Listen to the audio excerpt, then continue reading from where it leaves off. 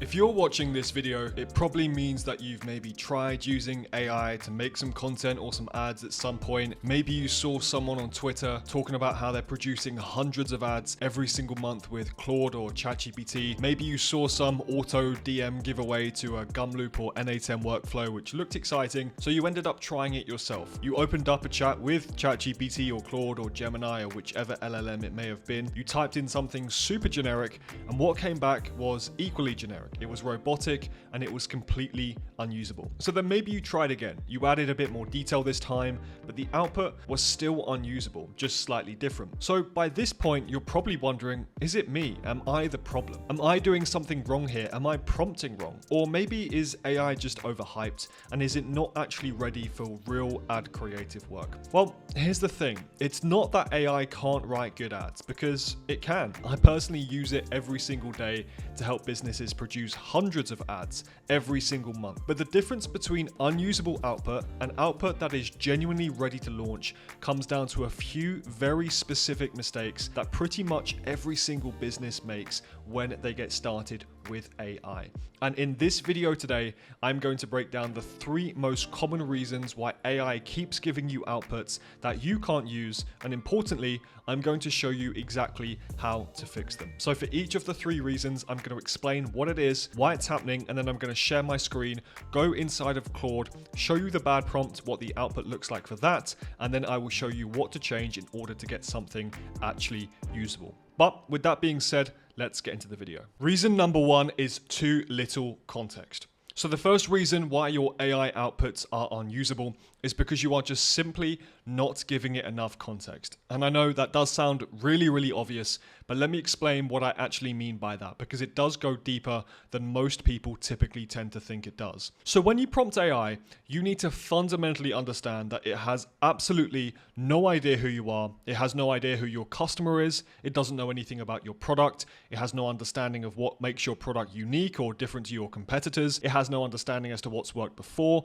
what hasn't worked before. It just has no understanding of anything whatsoever. It's starting from absolute zero. So then if you go into Claude and you write something super generic like write me a Facebook ad for my fitness app, what is AI supposed to do with that? It's not a mind reader. It doesn't know if your app is for beginners or for advanced athletes. It doesn't know if you're trying to target busy mums or college students. It doesn't know what your price is. It doesn't understand your unique angle, your offer, your tone of voice. It knows absolutely nothing. So then as a result, of course, it ends up guessing. And when AI guesses, it will default to the most generic, average, middle of the road output, because from an AI perspective, that is its safest bet, because it has no real information to work with. So think about it this way.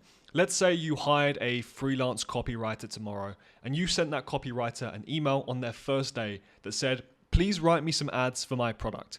Well, of course, they would come back with an email or Slack message or text, whatever it may be, with hundreds and hundreds of questions. They'd want to know who the customer is. They'd want to understand the main benefit. They would want to know what the main offer is, what tone do you want the copy written in. They'd need all of that information before they could write anything decent whatsoever. And AI is exactly the same. It's only going to be as good as what you provide it with. And it's not just going to ask you for that information. It's going to just take whatever you provide it with and do its best, which, like we said, of course, with no context, is not going to be very good. So with that being said, let me show you my screen and show you exactly what this looks like in practice. So for reason number 1, let me go ahead and explain exactly what I mean here. So if we start by going over to Claude and putting in this very first prompt here, you are an expert direct response copywriter specializing in Facebook ads for DTC skincare brands. Write me 5 scroll stopping high converting headlines for our new anti-aging serum product. These headlines should be scroll stopping, benefit driven, and create curiosity. Our target audience is women between 35 and 50 who are concerned about aging skin.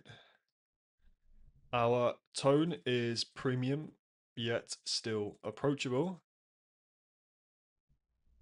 Format, please keep headlines concise, under 10 words. Okay, so then as you can see, here is what we have got. 5 headlines for the anti-aging serum. Your skin remembers 25. This serum reminds it. Fine lines hate this 30-second morning ritual. She's not aging well. She found better skincare. The wrinkle you're ignoring is getting comfortable.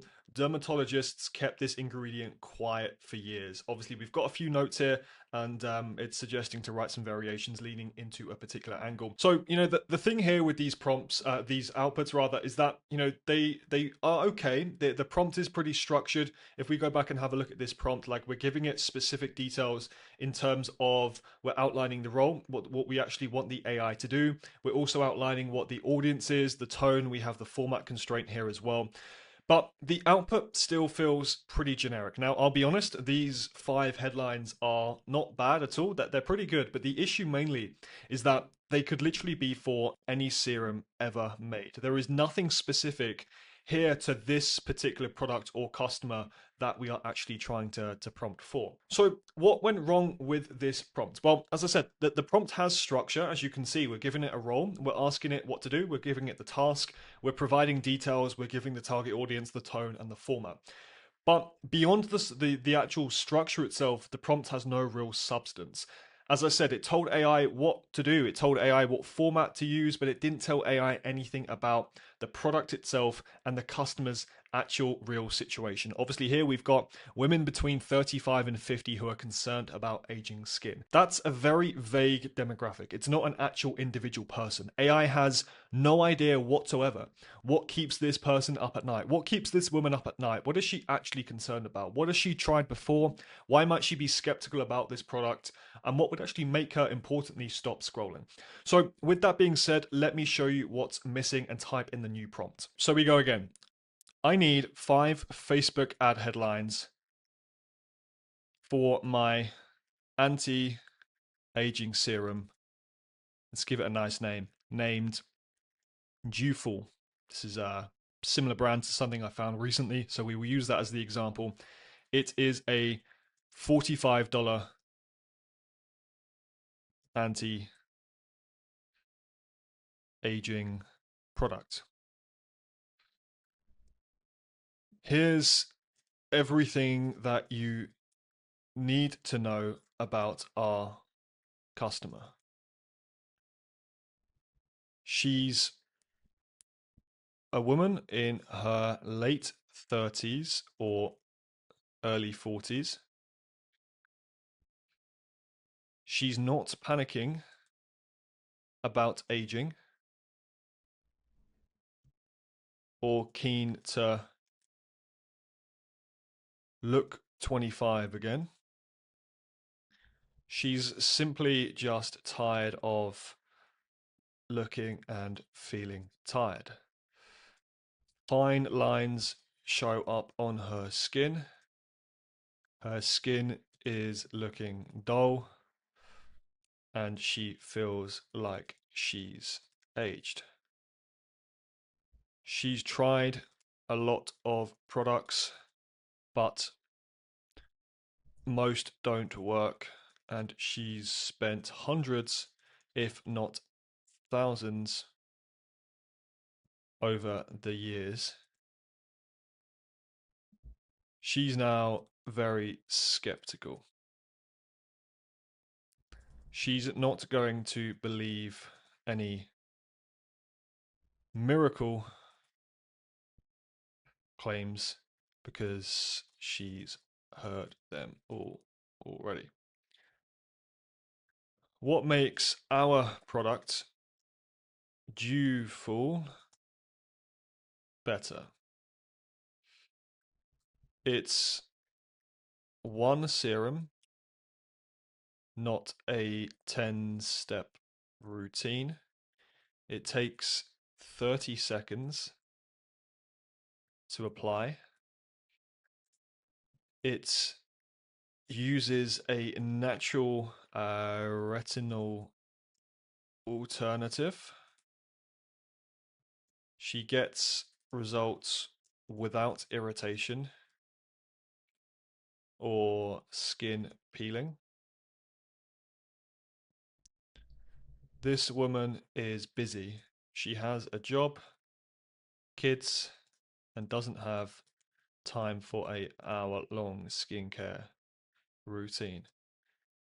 Simple isn't just nice to have, but it's the only way she'll use the product. Write me 5 headlines for this product that speak to this exact woman. Okay, so we'll run that and see what the output looks like. Okay, so if you look now, we have you don't want to look 25, you just want to stop looking tired. One serum, 30 seconds, no irritation, that's it. For women who have wasted hundreds on products that didn't work, skip the 10-step routine, keep the results. You're not anti-aging, you're just tired of looking tired. So obviously with these, you can see the difference. The first prompt that we tried just described a very vague, broad demographic. This prompt, on the other hand, described an actual individual person, the ICP, our target audience, her individual frustrations, her previously failed attempts, her actual genuine desire, her skepticism, and the things that actually keep her up at night. Now, this importantly is the context that matters, not just target audience is a woman from 35 to 50, because that tells AI nothing. You need to give AI the same thing that a great copywriter would dig for when they are doing their customer research: the specific language they'd use, the specific frustrations, the specific reason why she would believe this product is different to others. And something that I've mentioned plenty of times is that just providing AI with tons and tons of context does not matter. The most important thing is providing AI with relevant context. Here, we could have given AI loads and loads of documents on our branding, our tone of voice, all of these things which ultimately don't matter because they're not going to help us write better headlines. In this example, all that did matter is the context on the specific details as to who this person is. Now, the second reason why your AI outputs are unusable is because you are not telling it what not to do. Now, this is one of the most important things that most people using AI just completely overlook. Everyone focuses on what they want AI to do, but very few people actually think about what they want AI not to do. Now, here's why this matters. So with AI, by default, it is going to do a lot of stuff that you don't want it to do. With its outputs, it's going to use certain words that sound salesy. It's going to use a lot of those AI phrases like it's not X, it's Y. It's going to add those random M dashes everywhere. It's going to use these cringy phrases like unlock your potential or skyrocket your business or in today's fast-paced world. And it's going to add in the output with these random phrases like it's important to know or this can help you. Now, none of this is because AI is bad at writing, because fundamentally, AI is just trained on the entirety of the internet. And of course, the entirety of the internet is full of mediocre copy that uses all of these random generic patterns. So unless you tell the AI what not to do, it's going to default to those patterns. So the fix here is very simple. You need to add in something called negative constraints. In other words, a list of things that AI should never do, words it should never use, and patterns it should always avoid. Now, I personally have a never use list that I add to almost every single prompt that I write. It's one of the highest leverage things I have personally ever done for my AI outputs, and from my experience, it kills around 80 to 90% of the AI sounding stuff instantly. So, with that being said, let me take you to my screen and show you what I mean. Okay, so let's go ahead and look at another common scenario here. Let's say you inside your business or your team, you've built out a real prompt. It's got context, it's got structure, but the outputs still feel off and they still feel like AI. So I'm going to go ahead and use another example here using the same product from the previous prompts. Let's go ahead and type in something along the lines of you are a senior copywriter for a DCC skincare brand. The product is called Dewful. It is a $45 anti-aging serum with a natural retinol ingredient alternative. Our target customer is a professional woman in her late 30s or early 40s, short of time, skeptical of most skincare claims, and wants to look rested and healthy, not younger. She values simplicity. Write me 10 headline variations for Facebook ads. I want a variety of curiosity driven, benefit focused, and social proof angles. The tone of voice should be smart, confident, slightly witty, even. Imagine you're talking to a friend who happens to know a lot about skincare. Okay. Okay, so yeah, just kind of looking at the prompt as it's going ahead and generating the output now, as you can see, this is a pretty solid prompt. It's very well structured and it's got some important bits of context. But as you can see here, you know, the ingredient dermatologists are quietly switching to why your retinol stopped working, what 8 hours of sleep looks like in a bottle, 1 step, 1 minute, skin that looks like you have your life together. For women who want to look rested, not done, skip the 12-step routine. 47,000 women simplified their routine down to this. You know, the outputs are fine, that they're not the worst. You can just see a few things that are kind of showing up in terms of this generic AI tonality. You know, the sort of like 1 step, 1 minute, this really overly short, concise, punchy sentences. I thought it was just good lighting. It wasn't actual customer review, like really, really poor generic customer review. Doesn't sound remotely believable. The serum people assume is more expensive than it is. Again, like this isn't too bad, but it just doesn't really say anything. It's still quite generic. The ingredient dermatologists are quietly switching to. It's not really curiosity driven because, like, if you read that headline, you just would not care, to be honest. Like, no one really cares what ingredients a dermatologist is switching to. There's nothing really specific to this person. So, you know, the problem really with this is that the prompt itself in the tone of voice section said smart, confident, slightly witty, even. The issue with this is that AI's interpretation of what witty means is going to be very different to what my interpretation is, and of course, it's going to be very different from yours. Smart, confident, witty, these words are very, very subjective. And if you don't provide any constraints, AI will default to the patterns that it has seen in thousands and thousands of really, really poor ads. Okay, so what I'm going to go ahead and do is I'm going to add in some specific critical constraints and I'm going to make it aware of how critical this actually is as well. So, constraints. This is critical, just to make sure it actually takes into account what we are saying. So, first of all, I'm going to go ahead and put never use any words under any of these words under any circumstances. Unlock, transform, skyrocket, discover, secret, game changing is also a pretty bad one. Journey, revolutionize, the key to, what if, say goodbye to, say hello to. Never start a headline with introducing, meet, or finally. Never use rhetorical questions. Don't use M dashes. Don't use any it's not X, it's Y phrases. Make direct claims, not it may or it can. Don't write anything that sounds like it could be a cringy Instagram caption.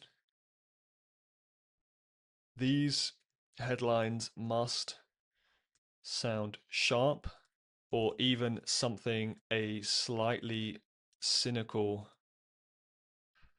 friend would text you, not ad copy.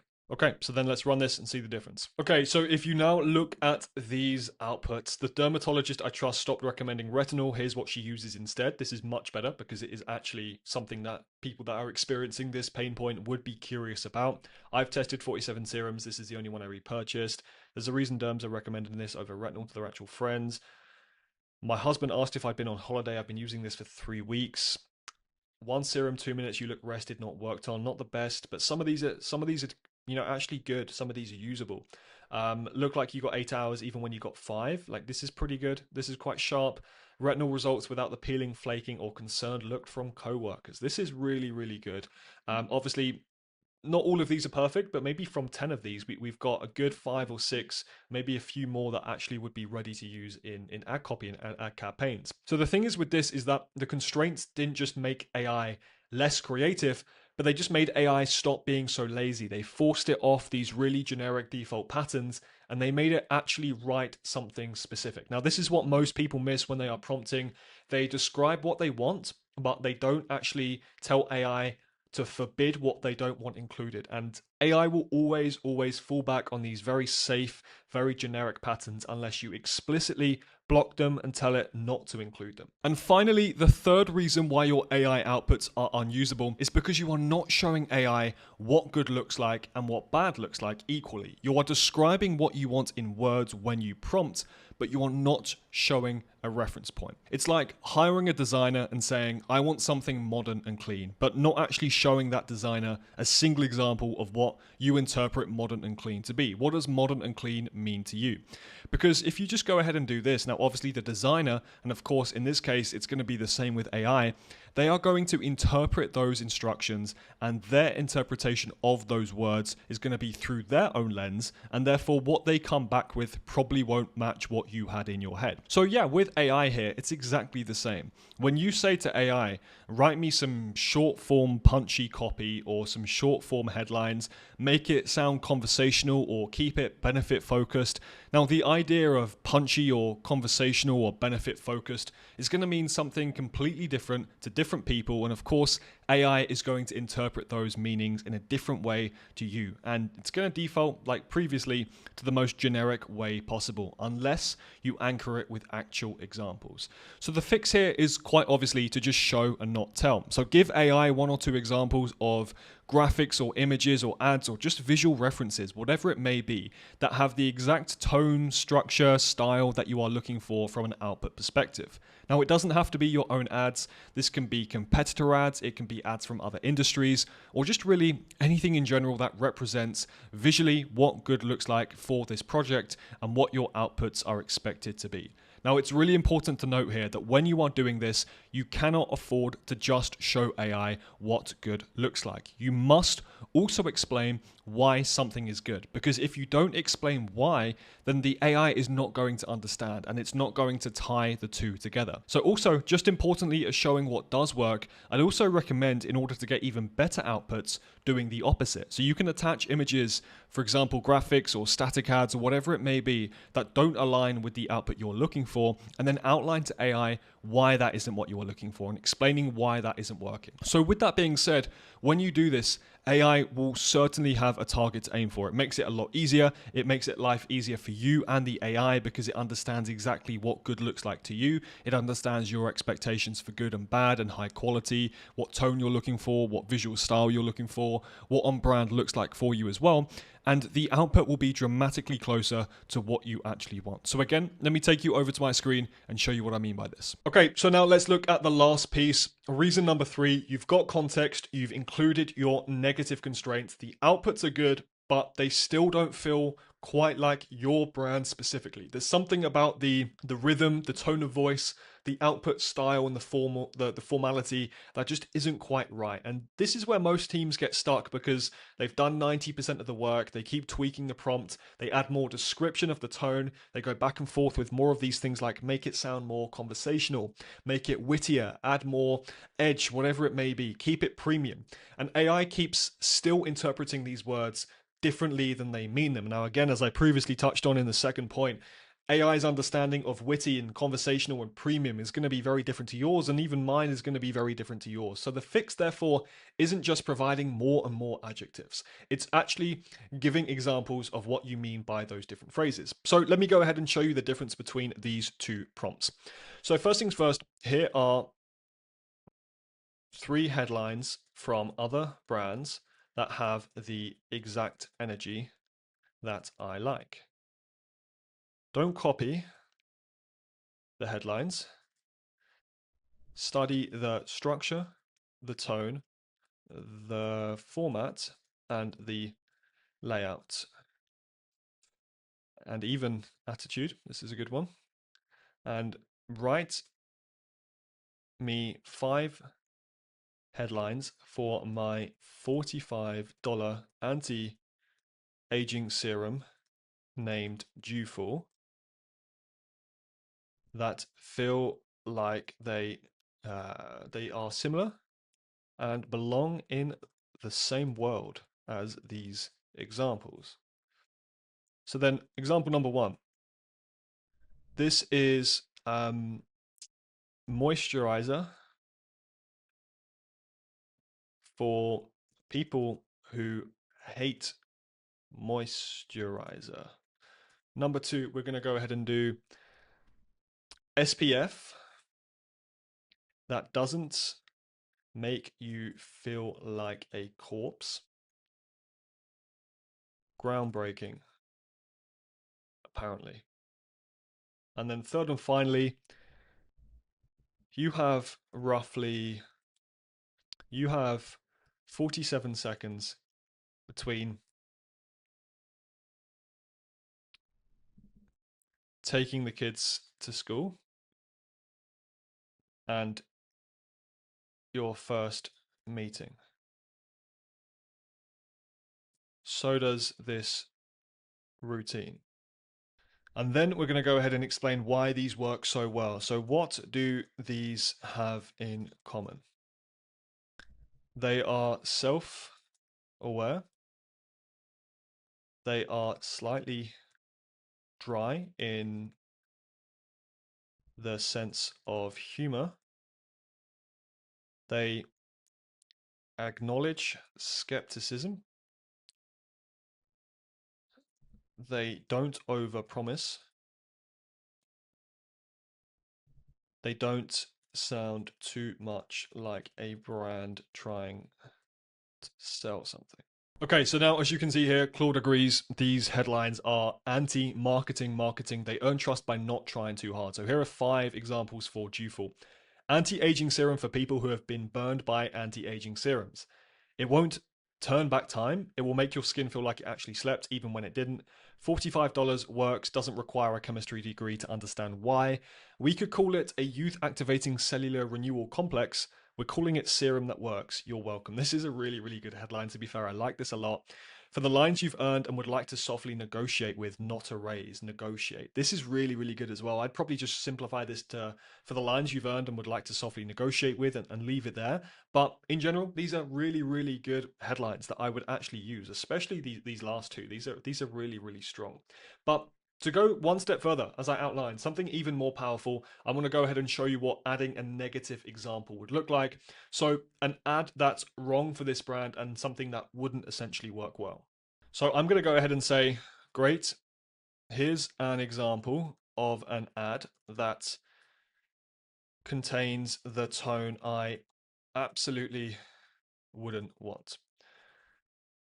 Reveal your inner radiance and embrace the skin you deserve.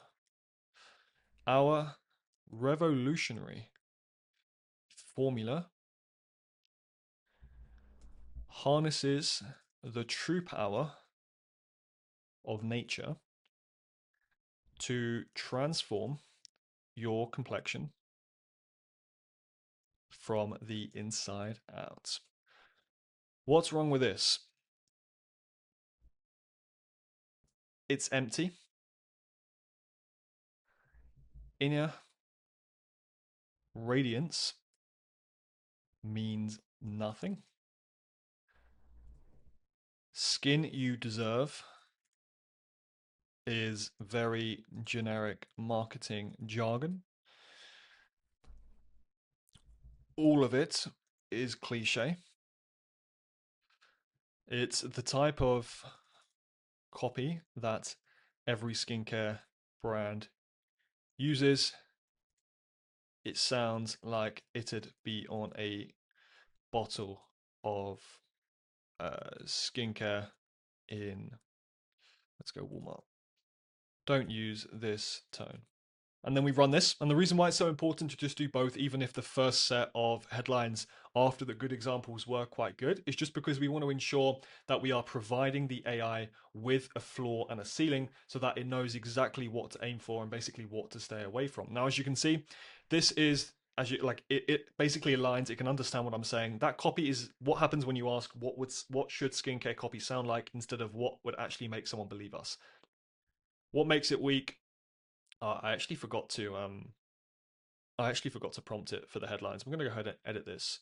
Rewrite those 5 with this in mind. I'm going to get it to rewrite those now and just make sure that it's fully dialed in and tightened up. So yeah, this one holds. It's keeping it.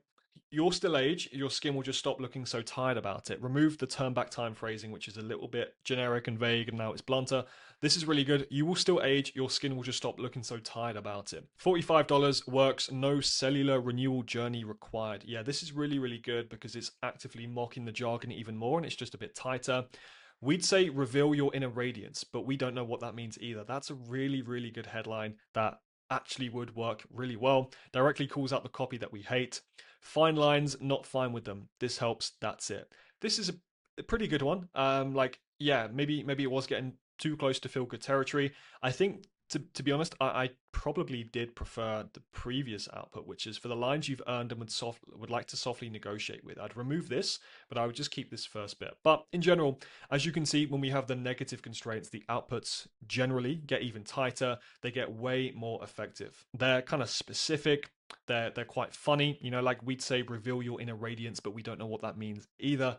They are quite witty, they're funny, they're true. It would stop someone mid-scroll, and this is exactly what examples do, and this is the power of providing these negative constraints. They prevent you from having to go back and forth with AI trying to describe a tone that is so subjective in words. Instead, you just show it and obviously just explain what good looks like, what bad looks like, and then get it to right. Now, it goes without saying for this example, I've done headline examples, but you can also do this for visuals. You can do this for videos. You can go into Gemini and you can upload an MP4 file or a link directly to a video and it will analyze that video for you. You can go ahead and download the transcript of the video, upload that into Claude if you'd prefer to use Claude, and you can also go ahead and get examples of specific videos. So you can paste in the tonality if you're doing a UGC script of a UGC video that you liked and you didn't like. If you want to do static ads, again, you can literally just go ahead and download the image of the ad, upload it into Claude, and the same principles apply. So those are the 3 reasons why AI keeps giving you outputs that you can't use. As a recap, 1, you're providing it with too little context. Now remember,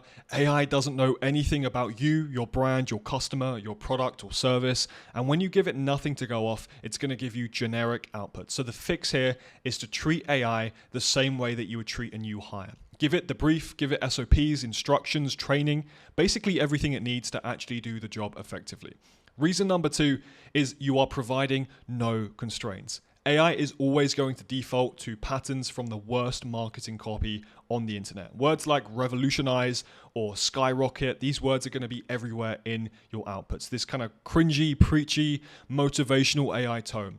But all you need to do to fix this is very simply add negative constraints. Build these into your prompts, and therefore with your prompts, tell AI what it should be avoiding. And then reason number 3 is that you're not providing AI any examples. Remember that when you describe what you want in words, AI will just simply interpret those words in the most generic default format possible. So then when you show it what good and bad looks like on the other hand and explain why something is good and why something is bad, you are giving AI an actual target to aim for. So very simply, just paste in an example or a few ads that you have seen that have the tone that you're going for and a few that don't, and just explain why.